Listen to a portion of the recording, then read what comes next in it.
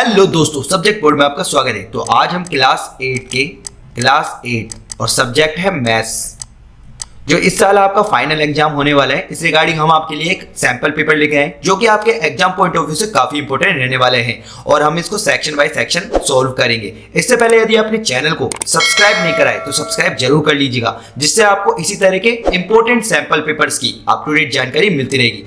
हाँ, ये कर लो पहले। तो दोस्तों, अब हम सेक्शन बाय सेक्शन इस पेपर को सोल्व करते हैं। सबसे पहले सेक्शन ए में देखो एमसीक्यूज हैं।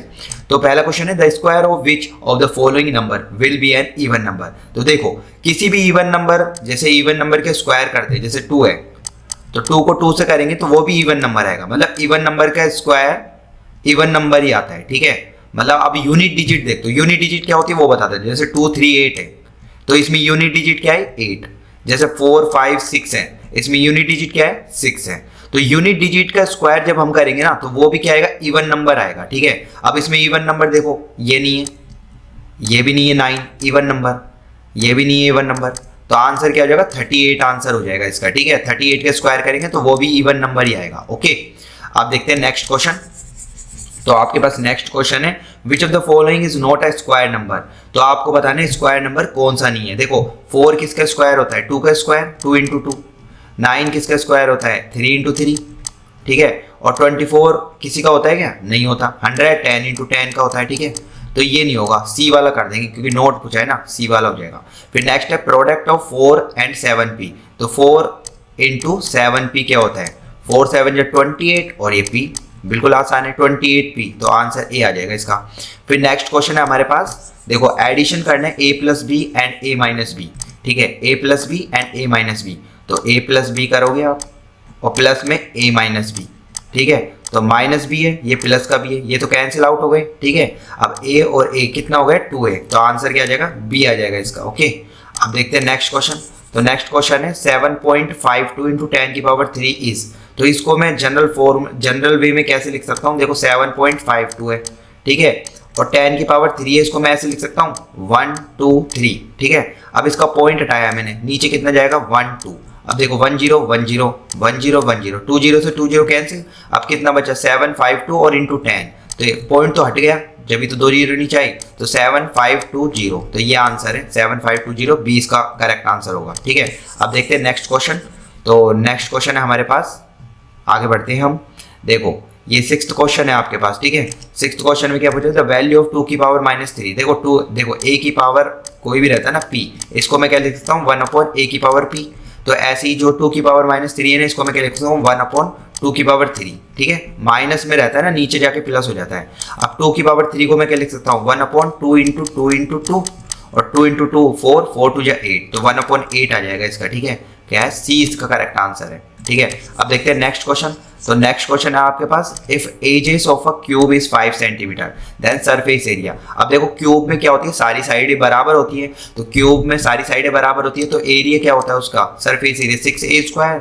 तो 6 और a की वैल्यू मतलब साइड का स्क्वायर, साइड कितने 5 इंटू 5 यानी कि 25, 5 इंटू 5 25, 25 6 जा 150, तो 150 सेंटीमीटर स्क्वायर, ये इसका करेक्ट आंसर हो जाएगा। अब ध्यान रखना यूनिट भी देखो, यूनिट भी डिपेंड करती है, ठीक है। जब भी एरिया निकालो तो स्क्वायर में एरिया आता है ना। अगर वॉल्यूम होता है यहाँ पे तो क्यूब आता है, सेंटीमीटर क्यूब, तो यहाँ पे सेंटीमीटर स्क्वायर, ये आंसर आ जाएगा 150। ओके, अब देखते हैं नेक्स्ट। तो नेक्स्ट क्वेश्चन है आपके पास ये वाला, देखो इसमें आपसे पूछा है if 2 quantities X Y in direct proportion, मतलब एक्स बढ़ रहा है तो y भी बढ़ेगा साथ में, ठीक है। इसका मतलब x घट रहा है तो y भी घट रहा है, डायरेक्ट प्रोपोर्शन है ना with each other. Then if x increases will, ठीक है, अगर x बढ़ेगा तो y भी बढ़ेगा, ठीक है। तो मतलब कहने का मतलब है a भी इंक्रीज होगा, ठीक है, ऑप्शन इंक्रीज होगा। 2 quantity x y are direct proportion with each other, then if x increases will be, और y क्या होगा, y भी इंक्रीज होगा, ठीक है। तो a लगा देंगे इसके, ठीक है। अब नेक्स्ट क्वेश्चन है आपके पास, देखो नेक्स्ट क्वेश्चन है आपके पास ये वाला। देखो इसमें बोल रहा है कि if x is directly proportional to y, ठीक है, x is directly proportional to y, और यहाँ पे वैल्यू भी दे रखी देखो, और डायरेक्टली प्रोपोर्शनल है, ठीक है। x1 दे रखा है 5, y1 दे रखा है 210। तो देखो यहाँ पर एक टेबल बना लेते हैं, x1 ये आपका y1, यहाँ पर ये x2 और यहाँ पे y2। जब भी ऐसे होता है ना डायरेक्ट प्रोपोर्शन में ऐसे लिख देते हैं हम। अब इसको इससे इंटू कर देते हैं, x1 y2 equals to x2 y1, ठीक है। अब यहाँ पे x1 की वैल्यू कितनी है 5, y2 की वैल्यू कितनी है, y2 तो निकालना है, y2 ऐसे रख देंगे, इक्वल्स टू x2 कितना है हमारे पास 2 है, और y1 कितना है 210, ठीक है 210 इतना है, ठीक है। अब देखो y2 निकल आएगा, y2 बराबर क्या आ जाएगा 2 इंटू 210 और नीचे इसके 5 चल जाएगा, ठीक है। अब 5 से कैंसिल आउट, 5 4 जा 20 और 5 2 जा 10, ठीक है। 5 4 जा 20, 1 बचा और 5 2 जा 10, तो 42 इंटू 2 करोगे तो 84 आ जाएगा आपका। तो आंसर क्या आ जाएगा 20 का करेक्ट आंसर होगा। ओके, अब देखते हैं नेक्स्ट क्वेश्चन। तो नेक्स्ट क्वेश्चन है आपके पास common factor of 4 PQ and 28 PQR। तो देखो 14 PQ को मैं कैसे लिख सकता हूँ, देखो 2 into 7 into P into Q लिख दिया। अब 28 इसको कैसे लिख सकता हूँ, 28 PQR को इसको मैं ऐसे लिख सकता हूँ 2, ठीक है, इंटू 2 इंटू 7, ठीक है, 7 2 जा 40, 14 2 जा 28, और इसको P into Q into R। अब इनमें से कॉमन फैक्टर देखो, जैसे 2 कॉमन है इन दोनों में, ठीक है, और एक 7 कॉमन है इन दोनों में, ठीक है, और एक इन दोनों में P कॉमन है, और एक इन दोनों में Q कॉमन है। तो इसका आंसर जो जो कॉमन है ना वो मैं लिख लेता हूँ, 2 into 7 into P into Q, ये 7 2 जो 14, तो 14 PQ इसका आंसर हो जाएगा। ऑप्शन नंबर ए इसका करेक्ट होगा, ठीक है। तो दोस्तों हमने सेक्शन ए कंप्लीट कर लिया, अब हम सेक्शन बी की तरफ बढ़ते हैं। तो देखो सेक्शन बी का फर्स्ट क्वेश्चन है आपके पास, find the square root of 324। तो 324 में इसका स्क्वायर रूट निकालना है, तो आप क्या करेंगे, इसका प्राइम फैक्टराइजेशन कर लेंगे, ठीक है। तो देखो सबसे पहले 2 से जाएगा, कोई एंड डिजिट 4 है, इवन है, ठीक है, तो 2 1 जा 2, 2 6 जा 12 और 2 2 जा 4, ठीक है। फिर 2 से करो 2 8 जा 16 और 2 1 जा 2। फिर अब 2 से नहीं जाएगा, अभी 3 से देखो, 3 2 जा 6, ठीक है, और 3 7 जा 21। फिर 3 से करो, 3 9 जा 27, फिर 3 से अगेन 3 3 जा 9 और फिर 3 से 1, ठीक है। अब देखो इसमें सेट बनाने पड़ते हैं, जो स्क्वायर रूट करोगे ना आप, देखो इस तरह से, तो इसमें लिख दोगे 2 इंटू, इसको लिख दोगे 2 into 2 into 3 into 3 into 3 into 3। अब 2 2 के पेयर बना लो, 2 2 के पेयर बन गए तो वो बाहर निकल जाएंगे इजीली। तो 2 एक बार, एक सेट है ना पेयर, बाहर निकल गया। अब ये 3 3 का 2 पेयर है, एक सेट निकल गया। अब 3 3 का भी एक और पेयर है, तो सेट निकल गया। 3 3 जा 9 और 9 2 जा 18। तो किसका स्क्वायर, इसका रूट करेंगे ना, तो इसका स्क्वायर रूट क्या होता है 18, ठीक है, ये आंसर हो जाएगा आपका। अब देखते हैं नेक्स्ट क्वेश्चन। तो देखो नेक्स्ट क्वेश्चन है आपके पास, write a Pythagorean triplet whose one number is 6। तो देखो जब भी ट्रिपलेट निकालते हैं ना, तो उसमें देखो एक तो 2m स्क्वायर होता है, एक आपका m स्क्वायर प्लस 1 और एक m स्क्वायर माइनस 1, ठीक है। यहाँ पे 2m, एक m स्क्वायर प्लस 1 और एक m स्क्वायर माइनस 1, ये 3 आपको लेने होते हैं ट्रिपलेट निकालने के लिए, जिसमें से 2m बराबर 6 हम पहले पुट कर देंगे, 2m बराबर 6। तो m की वैल्यू क्या आ जाएगी यहाँ से 6/2 यानी कि 3।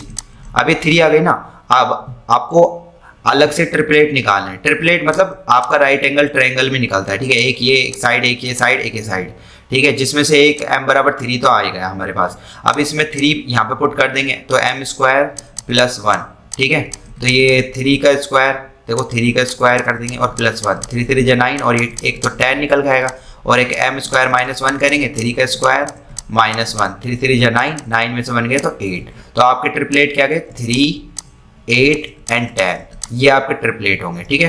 अब आप देख सकते हो, चेक कर सकते हो, देखो यहाँ पे 10 लिख दिया मैंने, यहाँ मान लो 3 लिख दिया, यहाँ पे आपने 8 लिख दिया। तो देखो सबसे बड़ी साइड हाइपोटेन्यूज और ये बेस और ये आपका परपेंडिकुलर। अब आप ये हाइपोटेन्यूज का स्क्वायर करेंगे तो 100 हो गया, और बेस का स्क्वायर प्लस ये आपका परपेंडिकुलर का स्क्वायर करोगे तो वो इसके बराबर आना चाहिए, जब भी तो राइट एंगल ट्रायंगल का रूल सेटिफाई करेगा वो, ठीक है।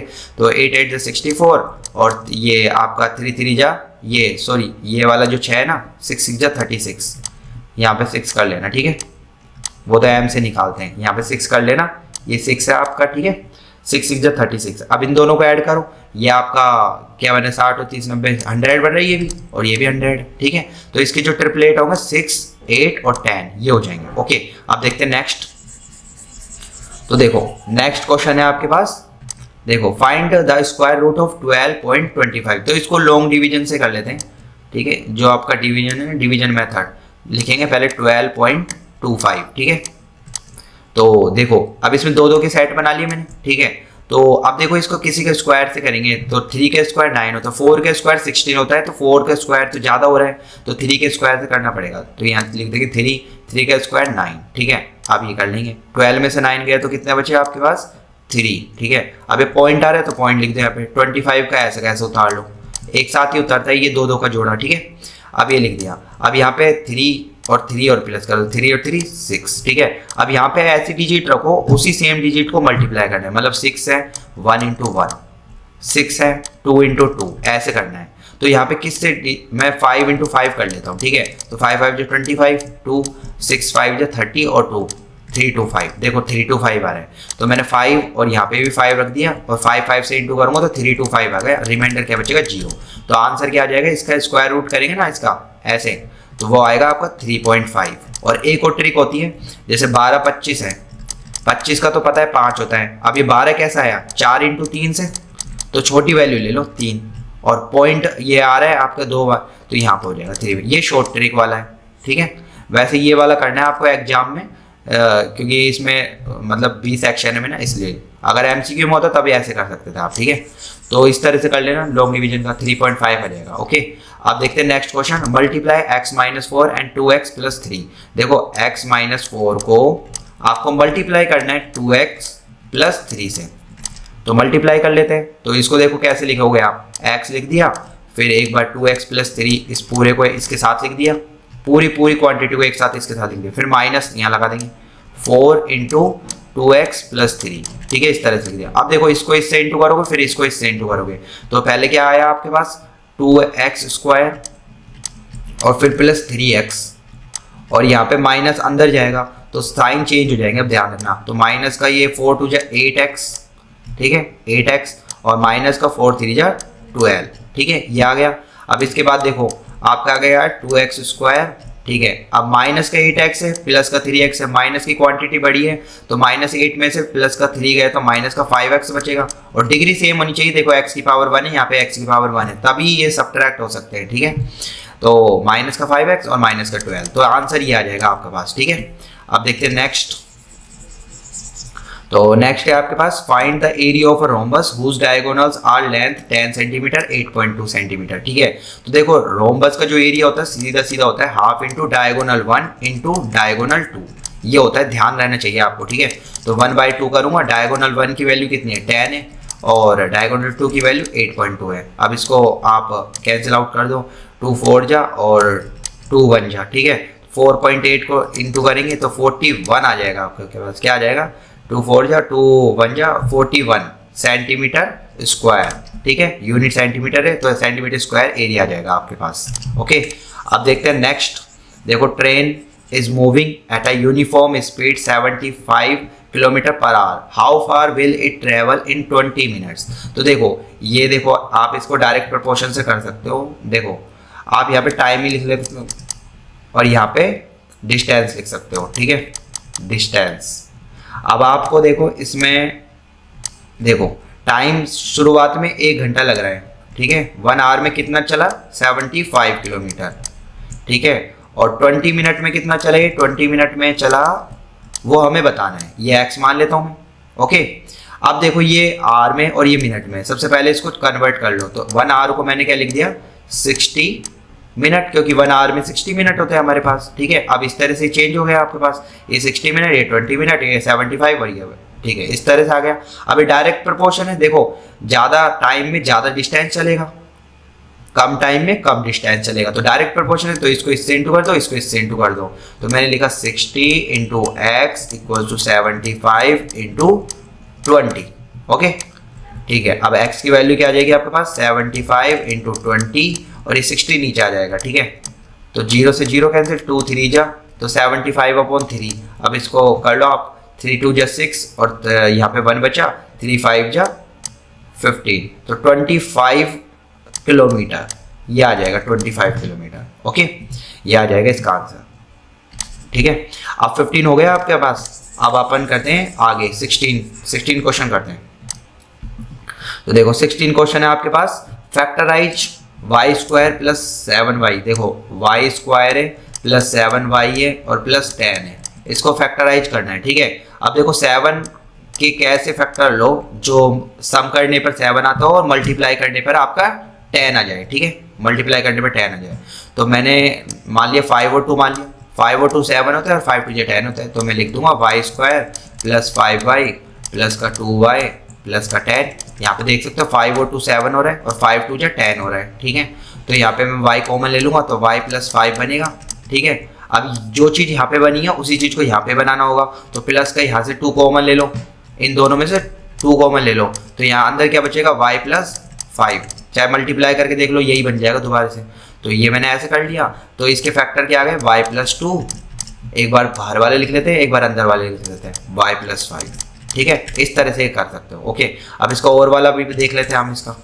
देखो और वाला क्या है इसमें, देखो ये वाला फैक्टराइज ax, देखो ax plus by minus ay plus bx। तो मैं क्या करता हूँ a वाले एक साथ लिख देता हूँ, तो ax लिख लिया और माइनस ay एक साथ लिख लिया और प्लस का by और यहाँ पे ये आपका माइनस में। ठीक है, माइनस आपका सॉरी देखो ये x वाला एक साथ लिख लेते हैं। ठीक है, x वाला एक साथ लिख लेते हैं, या फिर एक मिनट रुको, देखो दोबारा से कर लेते हैं फैक्टराइज। देखो ax लिखा मैंने, इन दोनों को लेते हैं माइनस ay, ये लिख लिया। ठीक है, अब बचे कौन सा, ये वाला प्लस का by और ये माइनस का bx। ठीक है, a वाले एक साथ ले लिए और b वाले एक साथ ले लिए। अब देखो a कॉमन निकालो इसमें से, तो ये क्या बचेगा x माइनस वाई।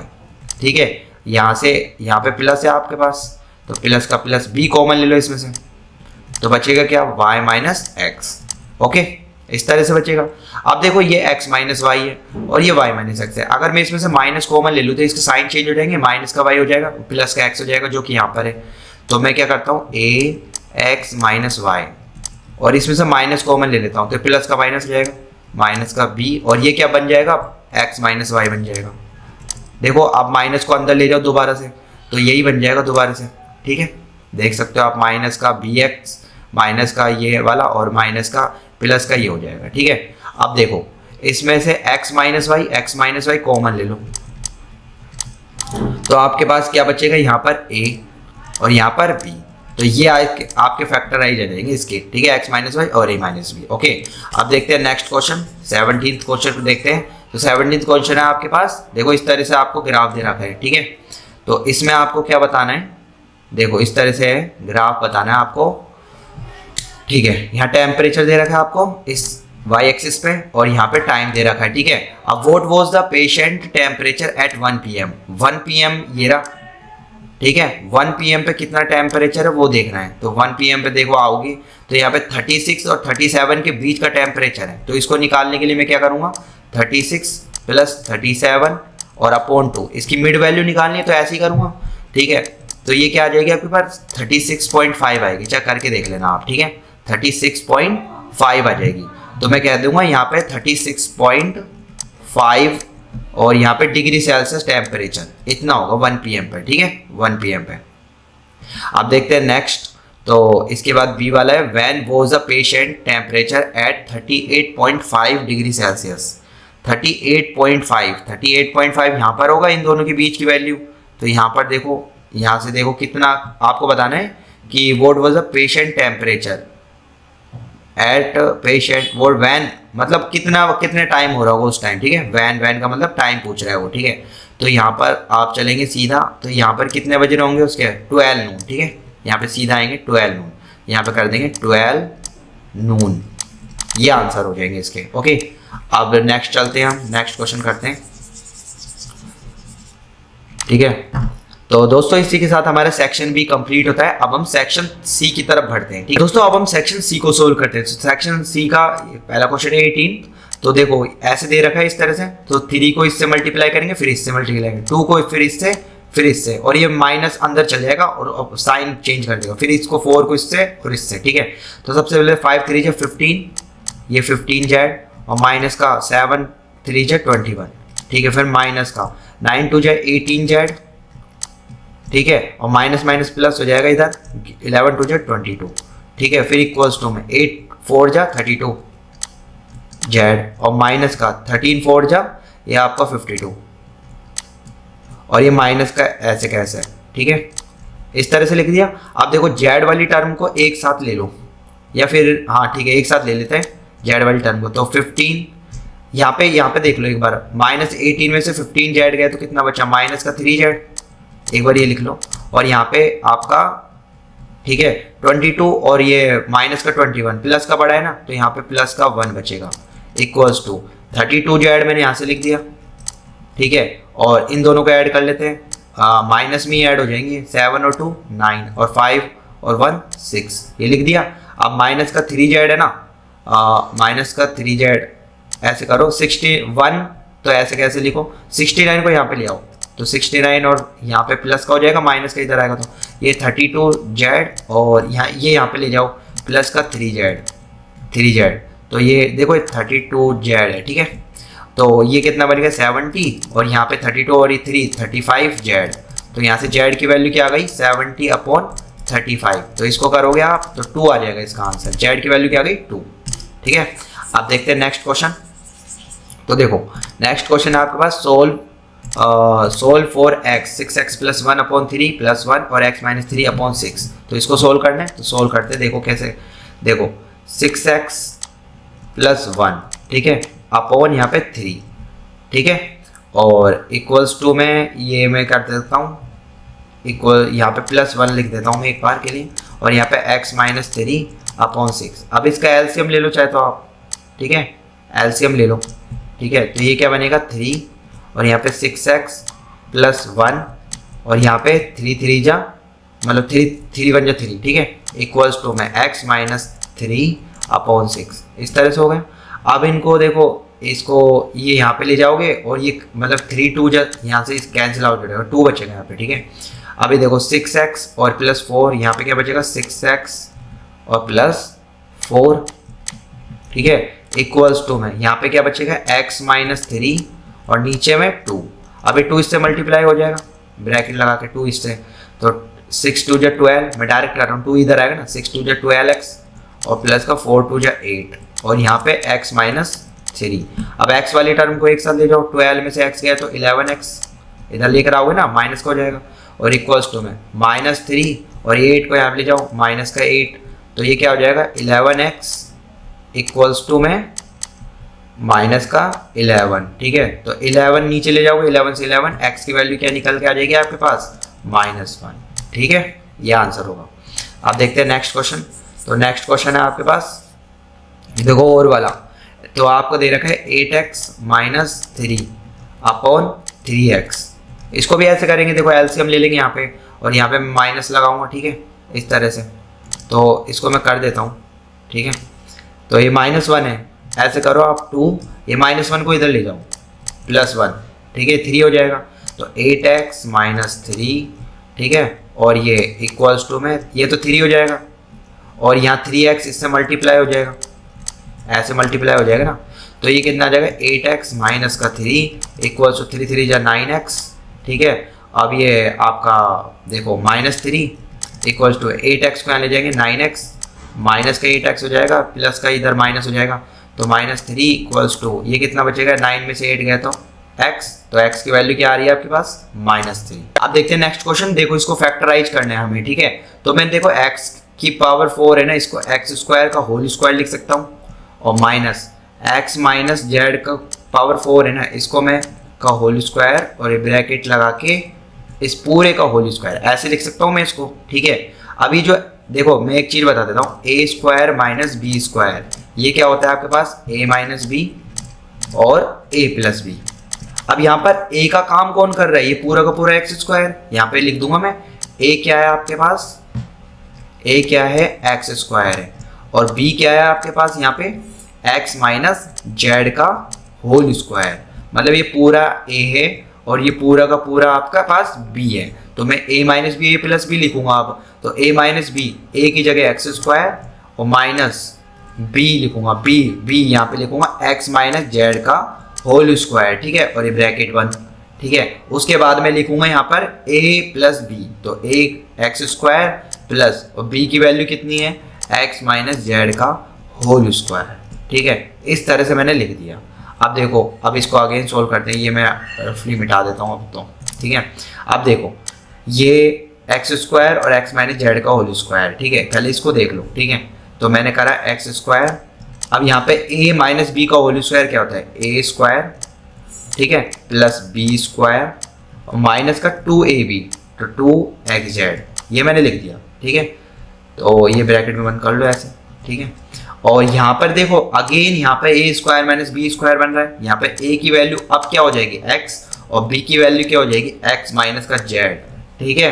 तो यहाँ पे a माइनस बी और a प्लस बी लिखूंगा मैं, तो एक बार तो a माइनस बी लिख दिया, a माइनस बी लिख दिया, और फिर लिखूंगा a प्लस बी, तो a प्लस और यहाँ पे x माइनस जेड, ठीक है। ब्रैकेट लगाते रहना क्योंकि ब्रैकेट से आपकी एरर्स कम होगी, ठीक है, अलजेब्रा में, ठीक है। अब देखो एक्स स्क्वायर और एक्स स्क्वायर कितना हो गया 2x स्क्वायर और प्लस जेड स्क्वायर और माइनस का 2xz, ये तो मैंने लिख दिया, ठीक है। अब इसको भी कर लेते हैं x, अब देखो ब्रैकेट के अंदर माइनस ले जाओ, देखो मैं यहाँ करके बताता हूँ, x अब माइनस अंदर ले जाओगे तो माइनस का x और माइनस माइनस प्लस जेड, ठीक है। तो x x कैंसिल, जेड बचेगा, तो मैंने जेड लिख दिया ओनली, ठीक है। अब इसको भी देख लेते हैं x, और यहाँ पे करोगे ना x plus x minus Z, यहाँ पे तो सिंपल 2x माइनस जेड हो जाएगा, 2x माइनस जेड, ठीक है। तो ये आपका आंसर होगा 2x square plus Z square और माइनस का 2xz और यहाँ पे 2x और यहाँ पे z और 2x माइनस जेड, ये आपका आंसर होगा, ठीक है।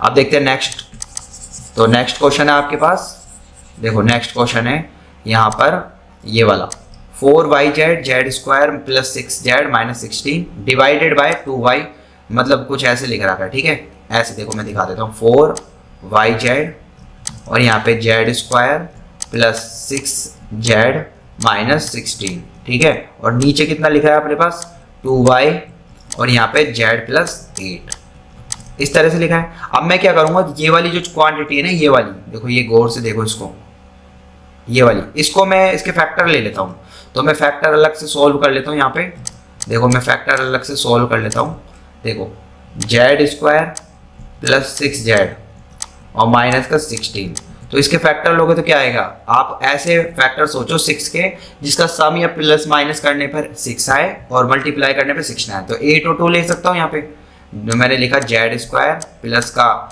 8z और माइनस का 2z और माइनस का 16, ऐसे कैसे लिख दिया, तो 8 में से 2 गए 6z बचा प्लस का, और 8 2 16 होते हैं, वो जो है ऐसे, ठीक है। अब इसमें z कॉमन ले लो, तो यहाँ पे क्या बचा z प्लस 8, ठीक है। अब जो अंदर बना है वो यहाँ पर बनाना होगा, तो मैं क्या करता हूँ, मैं माइनस का 2 कॉमन ले लेता हूँ इन दोनों में से, ठीक है। तो यहाँ पे क्या बचेगा z प्लस 8, समझ में आ गया, माइनस कॉमन लिया ना तो अंदर माइनस का साइन बदल के प्लस हो जाएगा। तो एक बार तो मैं z माइनस 2 लिख दूंगा इसको, और एक बार z प्लस 8 लिख दूंगा, ये तो बात समझ में आ गई होगी आपको ऐसे, ठीक है। अब मैं क्या करता हूँ, यहाँ पे ले जाके पुट कर देता हूँ, तो मैंने लिखा 4yz, ठीक है, और ब्रैकेट में इसकी जगह मैंने लिख दिया z माइनस 2 और z प्लस 8 लिख दिया, और नीचे क्या है आपके पास 2y और यहाँ पे z प्लस 8, ठीक है। अब z प्लस 8 से z प्लस 8 कैंसिल आउट, अब y से y कैंसिल, 2 से 2 टाइम कैंसिल, तो आंसर क्या आ जाएगा 2z और यहाँ पे z माइनस 2, ये आपका आंसर हो जाएगा इसका, ठीक है। अब देखते हैं नेक्स्ट क्वेश्चन 21, इसको मैं मिटा देता हूँ, ठीक है। 21 देखते हैं आप, तो 21 देखो आपका क्या है, देखो 21 आपका है 16, देखो यहाँ पे मैं लिख देता हूँ 16 इंटू 10 की पावर 2 इंटू 64, ठीक है। और यहाँ पे मैंने लिख दिया नीचे 2 की पावर 4 और यहाँ पे मैंने लिख दिया 4, ठीक है, ऐसे मैंने लिख दिया इसको, ठीक है। अब देखो मैं सिंपली इसको क्या करता हूँ, 16 को मैं क्या लिख सकता हूँ 2 इंटू 2 इंटू 2, 2 2 जा 4, 4 2 जा 8, 8 2 जा 60, 2 की पावर 4 ऐसे लिख सकता हूँ, इंटू 10 की पावर 2 को 10 इंटू 10 लिख सकता हूँ, ठीक है, मैंने लिख दिया। और 64 को देखो 4 से कैंसिल आउट कर लो, 4 1 जा 4 और यहाँ पे 4 6 जा 24, तो ये मैंने 16 लिख दिया। और नीचे कितना है 2 इंटू 2 इंटू 2 इंटू 2, क्योंकि ये तो कैंसिल आउट हो गया। अब 2 की पावर 4 है और यहाँ पे भी 2 की पावर 4 है, कैंसिल आउट हो गए सारे के सारे। अब ऊपर क्या बचा 16 इंटू 10 इंटू 10, तो आंसर क्या हो जाएगा 1600, ये आंसर हो जाएगा। ठीक है, आप इसको पावर बनाकर भी सोल्व कर सकते हो, तो जो मैंने इजी लगा वो इजी वाले अप्रोच बता दिया आपको। ठीक है, अब देखते हैं नेक्स्ट क्वेश्चन। देखो ये 2 kilogram of sugar contain 9 into 10 की पावर 6 क्रिस्टल।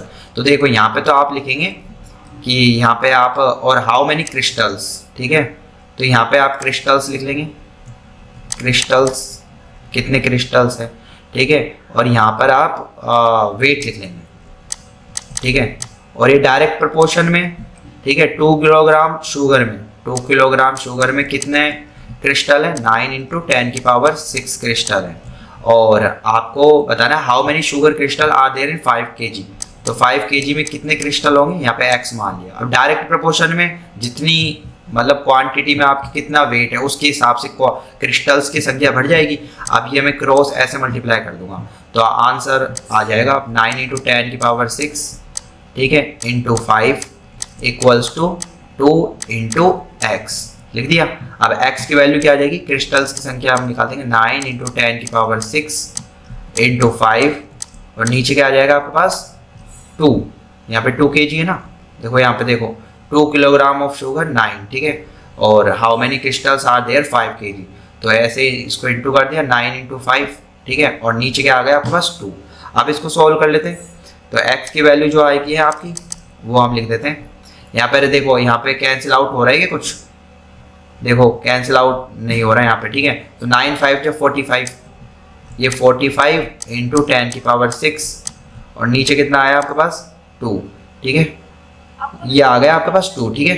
अब देखो x बराबर क्या आ जाएगा, इसको सॉल्व कर लो, 2 से सब्ट्रैक्ट करेंगे 22 पॉइंट, ये 5 आएगा इंटू 10 की पावर 6 क्रिस्टल्स, ठीक है, ये आ जाएगा। अब लेकिन इसको स्टैंडर्ड फॉर्म में लिखना है आपको, तो स्टैंडर्ड फॉर्म में लिख दो, तो ये आपका x की पावर ये लिख दो, आप स्टैंडर्ड फॉर्म में लिखना चाहते हो तो x बराबर क्या आ जाएगा आपके पास 2.25, ठीक है, पॉइंट एक लगा दिया इंटू 10 की पावर यहाँ पे 7 लिख देना, 7 क्रिस्टल्स। आंसर वो भी सही है पहला वाला, ये वाला भी सही है, ठीक है। आप ऐसे लिखना चाहते हो तो ऐसे भी लिख लो, क्या करोगे 10 से ऊपर नीचे मल्टीप्लाई कर दो, 10 से यहाँ ऊपर और 10 से नीचे मल्टीप्लाई, न्यूमरेटर डिनोमिनेटर दोनों में, तो यहाँ पे 10 की पावर 7 बन जाएगा और नीचे 10 एक पॉइंट और रख जाएगा, 2.25 10 की पावर 7 क्रिस्टल्स, ये इसका आंसर हो जाएगा। तो दोस्तों हमने सेक्शन सी को कंप्लीट कर लिया है, अब हम सेक्शन डी की तरफ बढ़ते हैं। तो सेक्शन डी का फर्स्ट क्वेश्चन देखते हैं हम क्या है हमारे पास। देखो इस तरह से ये हमारे पास ये क्वेश्चन है, तो इसमें देखो इसमें आपको क्वेश्चन दे रखा है, survey was conducted on a group of 360 people, they were asked to vote for their, ठीक है, तो ये आपका पाई चार्ट से रिलेटेड है, समर रेनी एंड विंटर सबसे पहले पूछ रहा है, और यहाँ नंबर ऑफ वोट दे रखे और यहाँ सीजन दे रखा है, ठीक है। तो यहाँ पर आपसे क्या पूछ रहा है वो हम देख लेते हैं। विच season goat the most vote, तो मोस्ट वोट किस में मिले सबसे ज्यादा वोट, विंटर में, सिंपल है तो विंटर कर देंगे। उसके बाद find the central angle of the winter season, तो देखो सेंट्रल एंगल निकालने के लिए मैं क्या करता हूँ, सबसे पहले नंबर ऑफ वोट रखता हूँ, टोटल इन सभी का टोटल कितना है, टोटल कर लेना 360 आएगा, तो सेंट्रल एंगल निकालने के लिए 360 से मल्टीप्लाई कर दें तो ये आपका 150 डिग्री आ जाएगा, ठीक है। तो यहाँ पे लिख देंगे find the central angle 150 degree. अब उसके बाद draw a pie chart to show the information, अब इसका पाई चार्ट बनाते हैं हम, तो पाई चार्ट बनाएंगे ना, इसका सेंट्रल एंगल निकालेंगे आप तो 90 डिग्री निकलेगा, मतलब 90 अपन 360 इंटू 360 कर देना, ये 120 डिग्री निकलेगा, ये 150 डिग्री निकलेगा। अब इसको बनाने के लिए मैं क्या करूँगा, सबसे पहले एक सर्कल ड्रॉ करूँगा, उस सर्कल में सबसे पहले 90 बना लूँगा, क्या बना लूँगा 90, आपको 90 तो पता ही है 90 हो गया, ठीक है। उसके बाद यहाँ से मैं 120 बना लूँगा, ठीक है, तो 120 थोड़ा 90 से ज़्यादा होता है, ये 120 बना लूँगा, इस तरह से ये 90 हो जाएगा, और इस तरह से जो ये बचा ये आपका 150 डिग्री हो जाएगा, ठीक है। तो ये आपका विंटर वाला हो गया, ये आपका समर वाला हो गया, और ये आपका रेनी सीजन का हो गया। इस तरह से पाई चार्ट आप शो कर सकते हैं अपने एग्जाम में, ठीक है। अब नेक्स्ट क्वेश्चन करते हैं हम, फिर नेक्स्ट क्वेश्चन आपके पास 25, इससे पहले अपना सारे हो गए क्वेश्चन, ठीक है। देख लेते हैं अगर कोई छूट गया हो तो। देखो ये वाला एक क्वेश्चन छूट गया था मुझसे, ये सेक्शन सी का सिंप्लीफाई 1.5, इसको सिंप्लीफाई करना है, ठीक है। तो इसको सिंप्लीफाई करते हैं, तो देखो पहले तो इसको इंटू करना है, तो मैं लिखूंगा 1.5x, ठीक है, ये हमारा स्किप हो गया था, 1.5x प्लस 4y और प्लस 3। मैंने क्या करा, देखो इस क्वांटिटी को इस पूरी क्वांटिटी से इंटू कर दिया एक बार, फिर माइनस का साइन लगाऊंगा 4y, ठीक है। अब इस पूरी क्वांटिटी को दोबारा लिख दूंगा 1.5x प्लस 4y और यहाँ पे प्लस का 3, ठीक है, और माइनस में क्या है यहाँ पे 4.5x और प्लस का 12y, ये मैंने कर दिया, ठीक है। अब मैं क्या करूँगा, देखो 15 को 15 से इंटू करेंगे तो 225 आता है, ये मेरे को पता है 15 का स्क्वायर, तो 225 लगा दिया, लेकिन पॉइंट 2 के बाद लगेगा तो 2.25 आ गया, और x इंटू एक्स स्क्वायर हो गया, ठीक है। फिर 1.5 को 4 से इंटू करूँगा तो 15 4 जो 60 होता है, लेकिन एक के बाद पॉइंट लगाऊँ 6 आ जाएगा, आप करके देख लेना मल्टीप्लाई, ठीक है। ये आपका x भी है साथ में, ठीक है, तो x इंटू वाई आ जाएगा, क्या आ जाएगा 6 इंटू एक्स इंटू वाई, ठीक है, ये आ गया आपके पास। और फिर इसके बाद 15 3 जा 45, तो 4.5 और यहाँ पे x, अभी देखो माइनस अंदर जाएगा तो साइन भी बदल देगा, तो मैं माइनस लिखूंगा 15 4 जा 60, तो 6x, ये एक्स वाई हो जाएगा आपके पास, और ये माइनस माइनस प्लस को माइनस कर देगा, माइनस 4 4 जा 16 वाई स्क्वायर, और ये माइनस प्लस को माइनस कर देगा 4 3 जा 12 वाई, और यहाँ पे माइनस का 4.5x और प्लस का 12y, ये बचेगा, ठीक है। अब देखो 2.25x स्क्वायर, ठीक है, अब इस देख लो इधर कैंसिल आउट हो रहा है, 6xy प्लस का है, ये 6xy माइनस का कैंसिल आउट, ठीक है, 4.5x प्लस का है, 4.5x माइनस का कैंसिल आउट, ठीक है, माइनस का 12y और प्लस का 12y कैंसिल आउट, तो आपके पास क्या क्या बचा 2.25x स्क्वायर और यहाँ पे माइनस का 16y स्क्वायर, ये बचा आपके पास, ठीक है। तो ये वाला बचा आपके पास, तो इसी को कर देना, आंसर यही है आपका, ठीक है, यही आंसर है आपका। अब हम सेक्शन डी की तरफ, पहला क्वेश्चन तो हो ही गया था हमारे पास, अब सेक्शन डी का हम नेक्स्ट वाले पार्ट पे पहुंचते हैं, ये वाला भी क्वेश्चन कर लिया हमने, है ना, ठीक है। अब चलो ये वाला, ठीक है, on a hot Sunday evening रवी's father brought him a cylindrical box full of ice cream. He asked Ravi to decide it into 4 equal parts. 4 equal, देखो ये आइसक्रीम का कप है, इसको 4 इक्वल पार्ट में बांटा है, ठीक है, फैमिली मेंबर्स ने। Can get each equal share radius of the box, इसकी रेडियस दे रखी है आपको, इसकी जो ये सिलेंडर टाइप का, ठीक है, इसकी रेडियस दे रखी है 4 सेंटीमीटर, और इसकी हाइट दे रखी है आपको, इसकी हाइट दे रखी है 7 सेंटीमीटर, ठीक है। What is the volume of the ice cream, अब ये क्या बनना है सिलेंडर, और सिलेंडर का वॉल्यूम क्या होता है पाई आर स्क्वायर एच, ये होता है। पाई की वैल्यू क्या है 22/7, आर की वैल्यू कितनी है 4 × 4, दोनों यूनिट सेम है, सेंटीमीटर बदलने की जरूरत नहीं है, और यहाँ एच की वैल्यू 7, तो 7 से 7 कैंसिल, 4 4 जा 16 और यहाँ पे 22, ठीक है। तो अब इसको सोल्व कर लो, 16 2 जा 32, 2 3 16 32 32 और 3 35 352, तो इसका आंसर क्या आ जाएगा 352। अब वॉल्यूम है सेंटीमीटर में, यूनिट सेंटीमीटर को, ये इसका आंसर आ जाएगा, ओके। अब देखते हैं नेक्स्ट वाला, तो नेक्स्ट क्वेश्चन है आपके पास, what will be the share of each family member. देखो वॉल्यूम टोटल क्या है 352, इसका 4 डिवाइडेड कर देंगे, तो 4 8 जा 32, 4 8 जा 32, 88, चारों के हक में कितना कितना जाएगा 88 सेंटीमीटर क्यूब, ठीक है। अब नेक्स्ट है what is the curved surface area of the ice cream, ठीक है, कर्व्ड सरफेस एरिया बताना, तो इसका सिलेंडर का कर्व्ड सरफेस एरिया क्या होता है 2πRh, तो मैं लिखूंगा 2 × 22/7, r की वैल्यू क्या है इतना यहाँ पर 4 है ना, और h की वैल्यू 7, तो 7 से 7 कैंसिल, 4 2 जा 8, ठीक है, और ये 6 1 और 8 2 जा 16 और 7 176। अब एरिया पूछा है तो सेंटीमीटर स्क्वायर में आएगा, ये 176 सेंटीमीटर स्क्वायर हो गया, ठीक है। अब नेक्स्ट है इसमें find the capacity of the can in litre, तो लीटर में बताना है आपको, तो देखो लीटर में बताने के लिए क्या करेंगे, सबसे पहले देखो आपको पता होना चाहिए 1000 सेंटीमीटर क्यूब में 1 लीटर होता है, ठीक है, इतना लीटर होता है। अब देखो आपका जो ये निकला ना कैपेसिटी, देखो लीटर, ये तो आपका निकला हुआ है वॉल्यूम 352 सेंटीमीटर क्यूब, इसको लीटर में बदलना है आपको, तो 1 सेंटीमीटर क्यूब 1000 सेंटीमीटर क्यूब में 1 लीटर होता है, तो 1 सेंटीमीटर क्यूब में कितना लीटर होगा? 1/1000 लीटर। ठीक है, तो मैं लिखूंगा 352 और सेंटीमीटर क्यूब में 1/1000 और ये लीटर।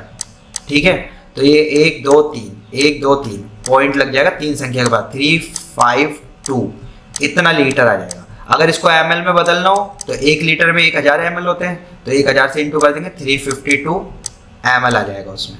ठीक है, तो दोनों में आंसर बता दिया मैंने, लीटर में पूछा था तो लीटर में आंसर बता देना यहाँ पे। ठीक है, तो मैं यहाँ लिख दूंगा, यहाँ मैं लिख दूंगा ऐसे, इसका आंसर 0.352 लीटर। ठीक है, ये आंसर, चारों के आंसर बता दिए मैंने। ठीक है, अब नेक्स्ट क्वेश्चन करते हैं हम। तो आपके पास जो नेक्स्ट क्वेश्चन आएगा वो देख लेते हैं। देखो इस तरह से ये नेक्स्ट क्वेश्चन है। In the assignment student information represent through the graph show the temperature forecast and actual temperature. 2 temperature दे रखे, एक तो फोरकास्ट वाला और एक एक्चुअल वाला। ठीक है, अब और वीक के दौरान दे रखा है, मतलब है ना, वीक के हिसाब से दे रखा है। ठीक है, तो इसको सोल्व करते हैं हम। देखो इसको सोल्व करते हैं।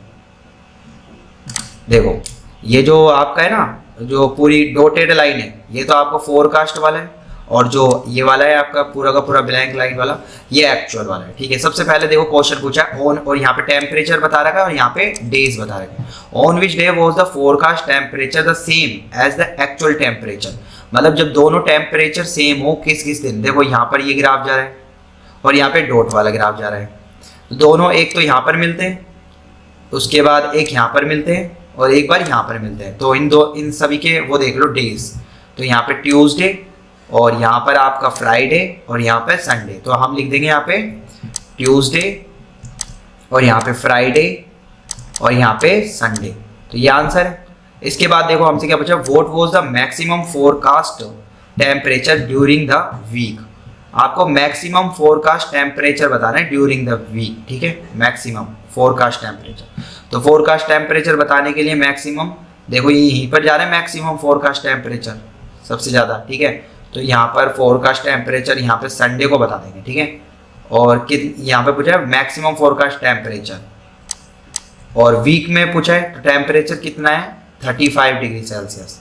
तो यहाँ पे लिख देंगे 35। अगर डे पूछता तो हम बता देते संडे को 35 डिग्री सेल्सियस, ये आ जाएगा। अब देखते हैं नेक्स्ट वाला। तो देखो नेक्स्ट क्वेश्चन है आपके पास इसमें, what was the minimum actual temperature during the week. तो मिनिमम एक्चुअल टेम्परेचर बताना है आपको। ठीक है, तो एक्चुअल टेम्परेचर देखो यहाँ पे एक्चुअल टेम्परेचर, ये ब्लैंक वाली लाइन, तो एक्चुअल टेम्परेचर मिनिमम यहाँ यहीं पर जाता है, इससे नीचे तो नहीं जा रहा। देखो इससे नीचे तो नहीं जा रहा, तो मिनिमम कितना टेम्परेचर है, तो 15 डिग्री सेल्सियस। तो what was the minimum actual temperature during the week, तो ये 15 डिग्री सेल्सियस है। और किस दिन है ये भी बता दो आप। ये आपका 15 थर्सडे और सिर्फ और फ्राइडे को है, लेकिन आपसे पूछा है कि मिनिमम एक्चुअल टेम्परेचर, तो आपने 15 डिग्री सेल्सियस बता दिया। ओके, अब नेक्स्ट है on which day did the actual temperature differ the most from the forecast temperature. तो आपको इसमें बताना है फोरकास्ट टेम्परेचर, ये डॉटेड वाली, और एक्चुअल टेम्परेचर, इन दोनों के बीच में डिफरेंस सबसे ज़्यादा कहाँ पर है।